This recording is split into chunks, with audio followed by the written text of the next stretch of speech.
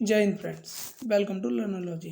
तो Indian constitution के अंतर्गत आज की क्लास में हम पढ़ेंगे नागरिकता यानी भाग 2, जो कि भाग 2 नागरिकता से संबंधित है, जो कि अनुच्छेद 5 से अनुच्छेद 11 तक दिया गया है। भारत में एकल नागरिकता है, यानी भारत में एकल नागरिकता यानी भारत की नागरिकता अगर आपके पास है तो अन्य किसी राज्य की आप नागरिकता नहीं ग्रहण कर सकते। एकल नागरिकता का अर्थ होता है कि कोई भी व्यक्ति सिर्फ भारत का नागरिक हो सकता है, अन्य किसी राज्य का नहीं। अमेरिका में दोहरी नागरिकता है, यानी अमेरिका के अनुसार आप अमेरिका की नागरिकता भी ग्रहण कर सकते हैं और अन्य किसी राज्य की नागरिकता भी ग्रहण कर सकते हैं। यानी वर्तमान समय में प्रत्येक देश में 2 प्रकार के नागरिक होते हैं, जैसे कि उस देश के मूल नागरिक और विदेशी नागरिक। आगे विदेशी नागरिक 2 प्रकार के होते हैं, जैसे विदेशी मित्र और विदेशी शत्रु।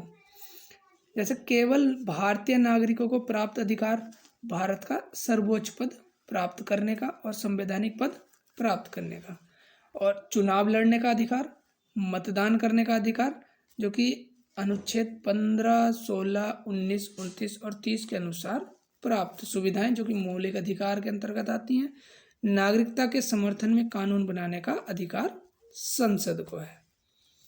आगे भारत संसद ने नागरिकता संशोधन अधिनियम 1955 पारित किया। इस अधिनियम के अनुसार भारत की नागरिकता 5 प्रकार से ली जा सकती है।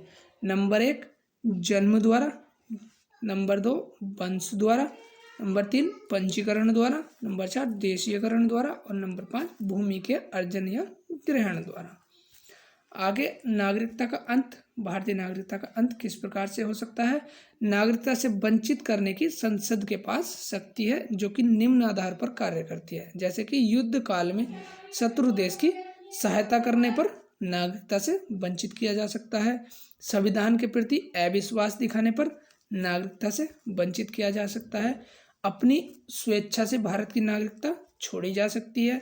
किसी दूसरे देश की नागरिकता ग्रहण कर लेना, यानी किसी दूसरे देश की नागरिकता ग्रहण कर लेने पर भारत की नागरिकता स्वतः समाप्त हो जाती है। बिना सूचना दिए लगातार 7 वर्षों से भारत से बाहर रहने पर नागरिकता समाप्त हो जाती है।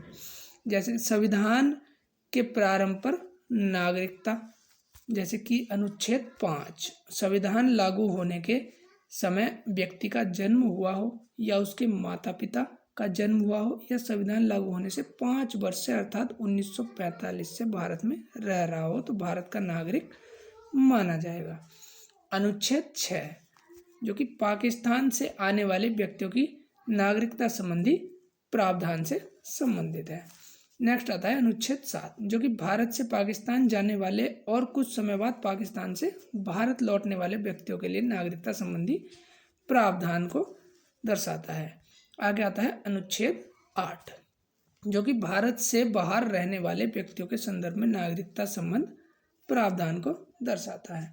आगे आता है अनुच्छेद 9, स्वेच्छा से भारत की नागरिकता छोड़ देने पर भारत का नागरिक नहीं रहना या एकल नागरिकता का प्रावधान, जो कि स्वेच्छा यानी अनुच्छेद 9 के अनुसार कोई भी व्यक्ति स्वेच्छा से नागरिकता को त्याग सकता है।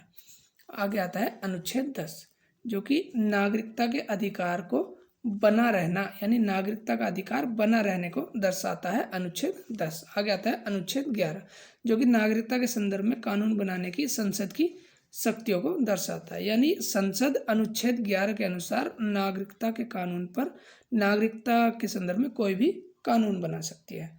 तो फ्रेंड्स, कैसी लगी क्लास कमेंट बॉक्स में ज़रूर बताइए और हमारे चैनल लर्नोलॉजी को सब्सक्राइब कीजिए। Thanks friends.